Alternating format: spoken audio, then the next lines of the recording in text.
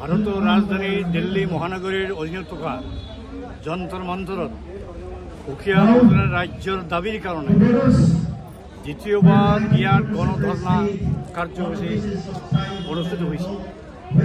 আর এই কার্যসূচীর মুখ্যতম দাবি হল সুকীয়া বদলের রাজ্য অতি সোনকালে ভারত সরকারের ব্রহ্মপুত্রের উত্তর পারত ভূটান দেশৰ পাদদেশত অৰুণাচল ৰাজ্যৰ পাদদেশত পশ্চিমে আসাম ওয়েস্ট বেঙ্গল বর্ডার আর পূবর হরিয়ালৈকে বিস্তীর্ণ বড় ঔদ্যোগিক অঞ্চল আছে।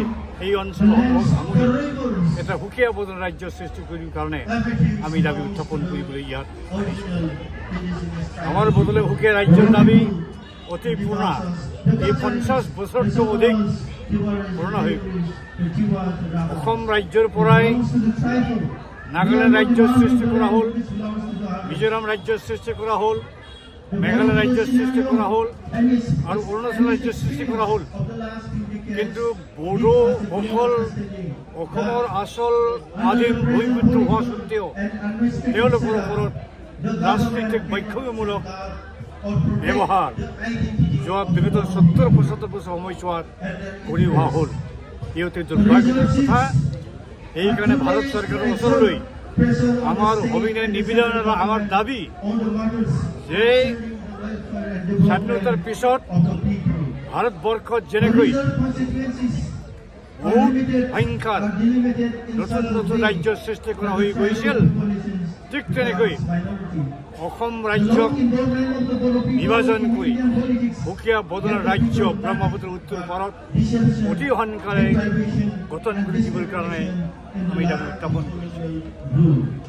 বড়োসকল কেৱল অসম নহয়, গোটেই উত্তৰ পূৰ্বাঞ্চল অঞ্চলতে এটা বৃহৎ এটা জনজাতি জনগোষ্ঠী, তেওঁলোকে সুকীয়া ভাষা, কলা, সংস্কৃতি, সভ্যতা, ইতিহাস আছে। আজি সৌভাগ্যজনকভাৱে 2030 চনত বড়ো ভাষা ভাৰতৰ সংবিধান 8ম অনুসূচীত ইতিমধ্যে অন্তৰ্ভুক্ত হৈ গ'ল। 1953 চনত তেতিয়াৰ ভাৰত চৰকাৰে ভাৰতবৰ্ষত নতুন নতুন ৰাজ্য গঠন কৰাৰ কাৰণে ষ্টেট ৰিঅৰ্গেনাইজেশ্যন কমিশ্যন হেডেড বাই জাষ্টিছ ফজল আলী ডাঙৰীয়াক চেয়াৰমেন বনাই SRC কমিশ্যন বহু হৈছে। আৰু সেই SRC কমিশ্যনৰ মুখ্যতম উদ্দেশ্য আছিল ভাষাৰ ভিত্তিত ভাৰতৰ প্ৰদেশবোৰক আকৌ পুনৰ্গঠন কৰিব লাগে।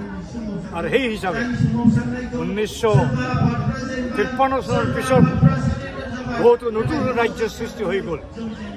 ঠিক তেনেকৈ আমাৰ সুকীয়া বদল ৰাজ্যকো ভাষাৰ ভিত্তিত, কলা সংস্কৃতিৰ ভিত্তিত, সভ্যতাৰ ভিত্তিত আৰু বুৰঞ্জীৰ ভিত্তিত অতি সোনকালে গঠন কৰিব। আজি আমি দেখিলোঁ ভাৰতবৰ্ষত সৰ্বমুঠ 29খন সুকীয়া ৰাজ্য সৃষ্টি ইতিমধ্যে কৰা হ'ল আৰু 8খন সুকীয়া কেন্দ্ৰীয় শাসিত অঞ্চল সৃষ্টি কৰা হ'ল। আজিৰ তাৰিখত ভাৰতবৰ্ষত এডমিনিষ্ট্ৰেটিভ ইউনিট সৰ্বমুঠ 37-38খন হৈ গ'ল। 2000 চনত বিহাৰ ৰাজ্যক বিভাজন কৰি আদিবাসী ঝাৰখণ্ডীসকলক ঝাৰখণ্ড ৰাজ্য গঠন কৰি দিয়ক। উত্তৰাঞ্চল সৃষ্টি কৰা হ'ল, ছত্তীশগড় দিয়া হ'ল। ঠিক তেনেকৈ আকৌ 2014 চনত তেলেংগানা ৰাজ্যখনৰ সৃষ্টি কৰা হ'ল। 2019 চনত আকৌ জম্মু কাশ্মীৰ বিভাজন কৰি জম্মু আৰু কাশ্মীৰ সুকীয়া কেন্দ্ৰীয় শাসিত ৰাজ্য হিচাপে গঠন কৰি দিয়া হ'ল আৰু লাডাখ অঞ্চলক এখন সুকীয়া কেন্দ্ৰীয় শাসিত অঞ্চল হিচাপে নতুনকৈ গঠন কৰি দিয়া হ'ল। তেনেহেন যদি কৰিব পাৰে ভাৰত চৰকাৰ বদলেৰ সুকীয়া ৰাজ্য কিয় সৃষ্টি কৰিব নোৱাৰে? আৰু বড়োবিলাকৰ ওপৰত যে ঐতিহাসিক অন্যায়, হিষ্ট্ৰিক ইনজাষ্টিছ কৰি অহা হৈছে, এই হিষ্ট্ৰিক ইনজাষ্টিছটো নোহোৱা কৰিবৰ কাৰণে, আমাক শাস্তি দিবৰ কাৰণে অতি সোনকালে সুকীয়া বদল ৰাজ্য ভাৰতৰ সংবিধান আৰ্টিকল 2 আৰু 3 ধাৰা মতে গঠন কৰি দিবৰ কাৰণে আজিৰ এই কাৰ্যসূচীৰ জৰিয়তে মই ভাৰতৰ প্ৰধানমন্ত্ৰী নৰেন্দ্ৰ মোদী ডাঙৰীয়া আৰু গৃহমন্ত্ৰী অমিত শ্বাহ ডাঙৰীয়ালৈ মই প্ৰাৰ্থনা জনাইছোঁ যে অতি সোনকালে বড়ো নেতৃবৃন্দৰ সৈতে আলাপ আলোচনা কৰিব লাগে আৰু সুকীয়া পদৰ ৰাজ্য সৃষ্টি কৰাৰ যি প্ৰক্ৰিয়া সেই প্ৰক্ৰিয়া আৰম্ভ